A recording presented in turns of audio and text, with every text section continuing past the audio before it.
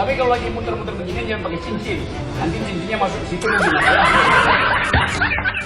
Hanya orang-orang tolol aja yang sempit berpikir, yang percaya pada Rocky Gerung, sehingga menyesatkan kita. Padahal bagi orang cerdas seperti saya, itu adalah penyesatan. Rocky Gerung ini bukan presiden akal sehat, tapi presiden manusia tolol, tertolol di muka bumi ini, di Nusantara, yaitu Rocky Gerung. Gue tantang lo Rocky Gerung, jangan ngeles ya, jangan ngumpet lo, ya. Awas, lu harus bernyali. Katanya lu jago tuh filsafat apa segala. Gue tantang ya. Ini gue tunggu nih, gue Muhammad Firdaus OYW SMH. Gue tunggu lu Rocky Gerung. Cara menghormati badut adalah dengan mentertawakannya. Kalian tadi barusan menghormati beliau. Assalamualaikum warahmatullahi wabarakatuh. Kembali lagi di channel Prayoga Muhammad. Gimana kabar kalian semua? Semoga baik-baik saja ya, dan dilancarkan segala rizkinya. Teman-teman semua, sudah lama ya kita tidak mendengarkan perdebatan antara Bung Rocky Gerung versus Bang Hotman Paris. Sepertinya sudah mulai meredup, tidak saling singgung. Dan juga stasiun TV tidak ada yang mau mengadakan untuk perdebatan mereka berdua. Tentunya Bung Rocky Gerung pun tak mau ya, karena tema debatnya pun sudah dikuliti oleh Bung Rocky Gerung. Nah tapi di akhir ini Bung Rocky Gerung yang keliling Indonesia, seringkali beliau menampilkan video sedang makan, kuliner, bahkan ini yang terakhir ngaduk jenang guys.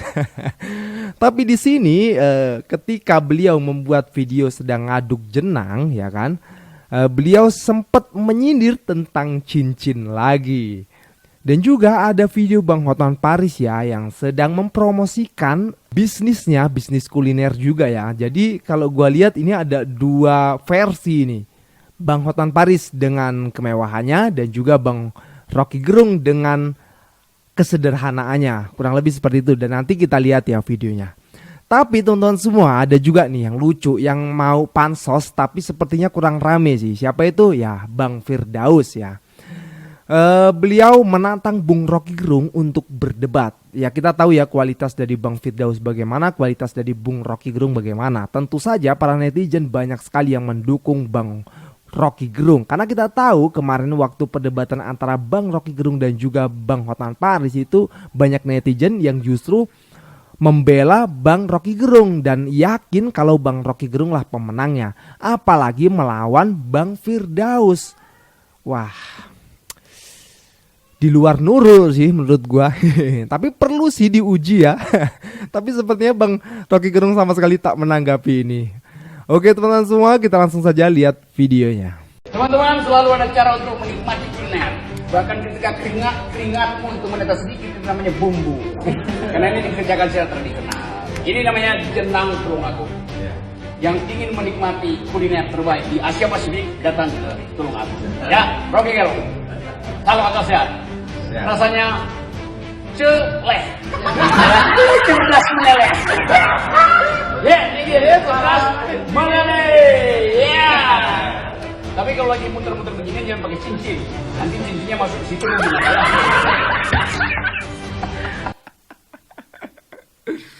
Halo, hari Kamis tanggal 9 Mei. Pagi ini Hotman berangkat ke Jalan Raya Parung Ciputat nomor 1 Bojongsari Depok. Mau jualan mie ramen di Hotman ya. Jadi pagi ini Hotman mau jualan mie, oke? Jadi bagi ibu-ibu, remaja, fans gue semua, temui Hotman jam 11 di Jalan Raya Parung Bojongsari ya, Jalan Raya Parung Ciputat nomor 1 Bojongsari Depok ya, di Depok ya. Nih, mau jualan mie saya, oke? Hari Kamis ini tanggal 9. Nanti saya akan ada jam 11 di sana.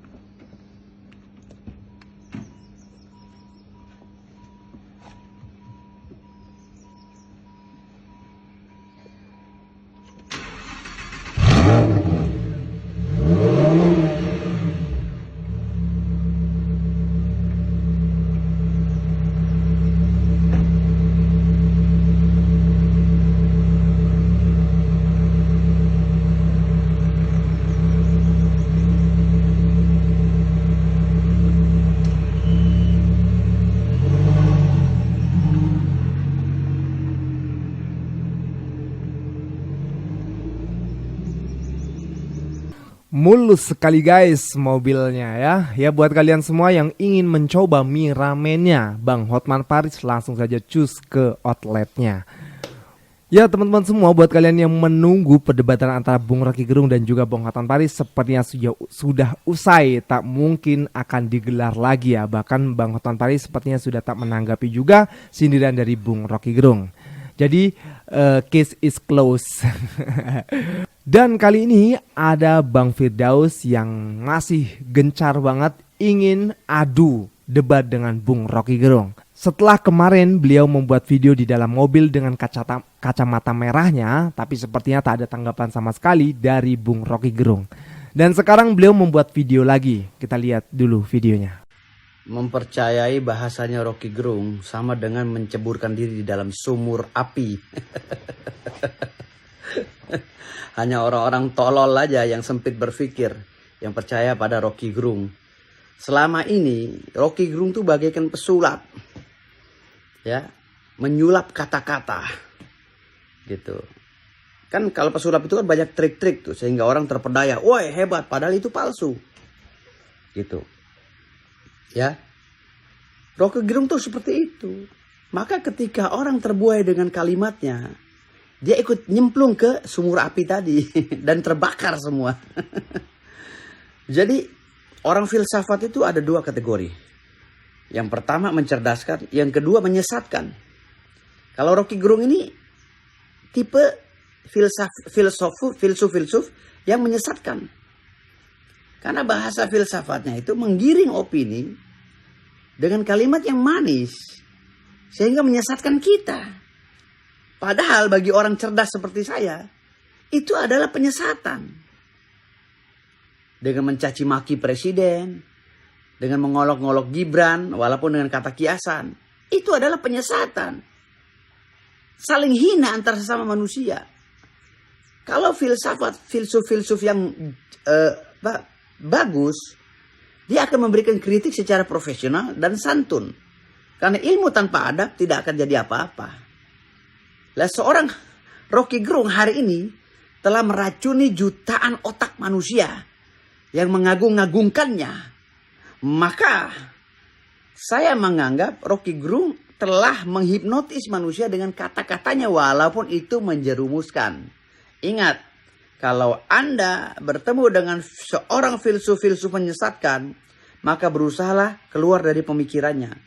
Jika Anda satu frekuensi dengan pemikirannya, maka Anda akan terjerumus dan Anda akan terbuai dengan kalimat manisnya padahal itu sesat. Pertanyaan saya sebagai orang hukum, apakah boleh orang mengkritik seorang presiden dengan kalimat yang menghina dan melecehkan? Salah satu contoh dengan kalimat bajingan tolol. Bajingan tolol itu kalimat yang paling kasar. Makanya saya ikut memberikan predikat kepada Rocky Gerung adalah presiden manusia-manusia tolol di dunia. Rocky Gerung ini bukan presiden akal sehat, tapi presiden manusia tertolol di muka bumi ini, di Nusantara, yaitu Rocky Gerung. Ya, saya Dr. Kandidat Muhammad Firdaus Oyobo SHM HCFL CHCMK menunggu Rocky Gerung kapan mau debat dengan saya. Saya tunggu Rocky Gerung, jangan masuk ke alam pikiran Rocky Gerung. Jika Anda masuk, Anda akan sesat. Itu pesan saya. Terima kasih. Wassalamualaikum warahmatullahi wabarakatuh. Inilah sedikit tanggapan dari Bang Firdaus ya. Tapi bukan sepertinya sih, gue yakin ya nggak mungkin juga digubris oleh Bung Rocky Gerung. Karena dari pernyataan beliau, argumen beliau selama 3 menit ini kalau Bung Rocky Gerung dengar ini, wah dikulitin habis-habisan nih. Karena menurut gue pribadi ya, yang awam saja, beliau kata-kata beliau itu banyak yang tidak konsisten juga gitu loh. Lalu kalau menurut kalian para netizen bagaimana?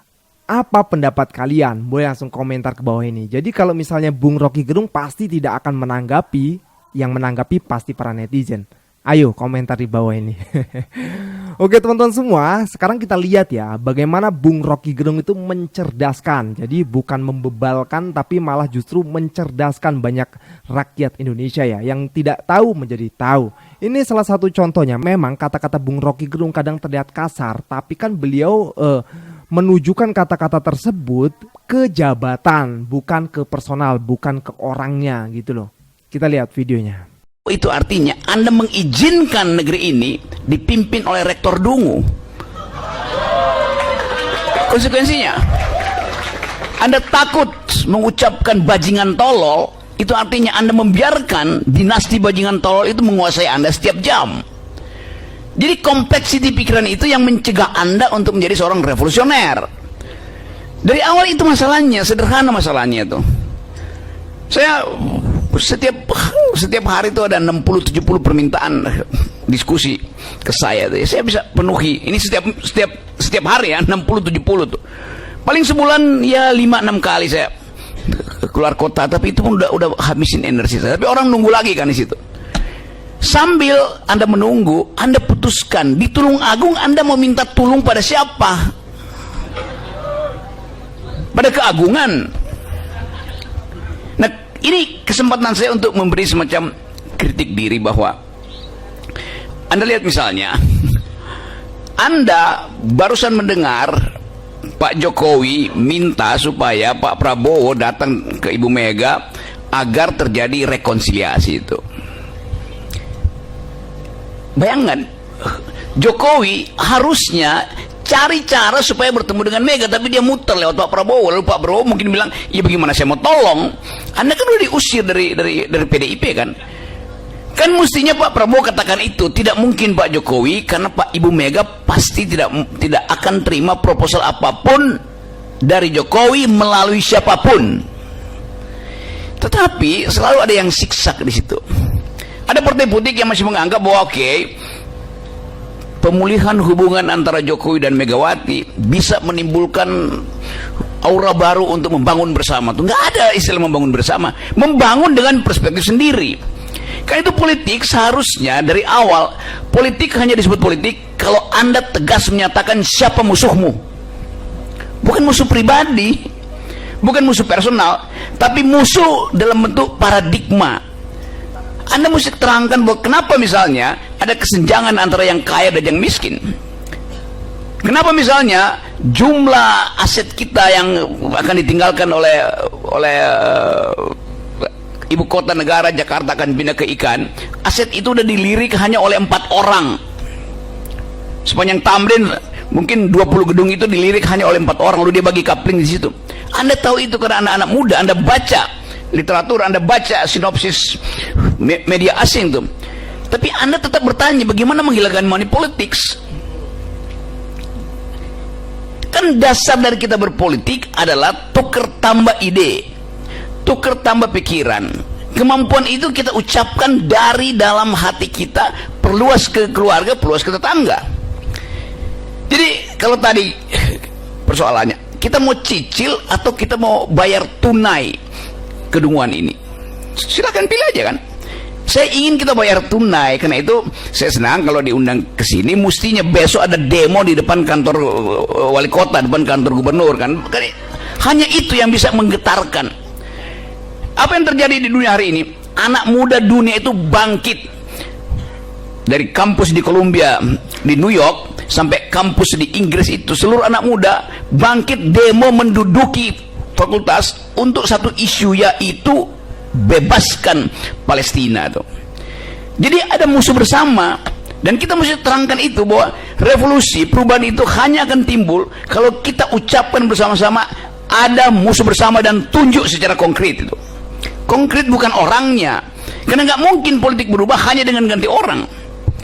Yang terjadi adalah anggapan bahwa seluruh dunia anak muda itu seolah-olah mengulangi nostalgia yang disebut flower generation tahun 60, ketika dunia menyadari bahwa intervensi Amerika di Vietnam adalah pelanggaran peradaban itu. Demonya satu dunia demo. Prancis itu mogok kuliah, itu rektornya jatuh pada waktu itu. Amerika akhirnya menyerah semua anak muda yang berupaya untuk mempersoalkan intervensi Amerika di Vietnam dianggap sebagai komunis. Padahal mereka memperjuangkan hak mereka untuk memimpin masa depan. Nah, ini salah satu percakapan Bung Rocky Gerung di Tulung Agung. Membakar semangat anak muda. Coba sekarang kita bayangin jika Bung Rocky Gerung berdebat dengan Bang Firdaus. Bayangin aja gitu, gimana jadinya. Oke teman-teman semua, kita lanjut lagi ke videonya. Orang gila mana yang baru terjun politik udah daftar pilkada? Orang gila mana yang punya kerjaan enak udah jabatan tinggi malah korupsi? Orang gila mana yang mau maju pilkada tapi gak punya relasi sana sini? Orang gila mana yang masih ngomongin politik nyerang sana sini padahal bahaya? Kita.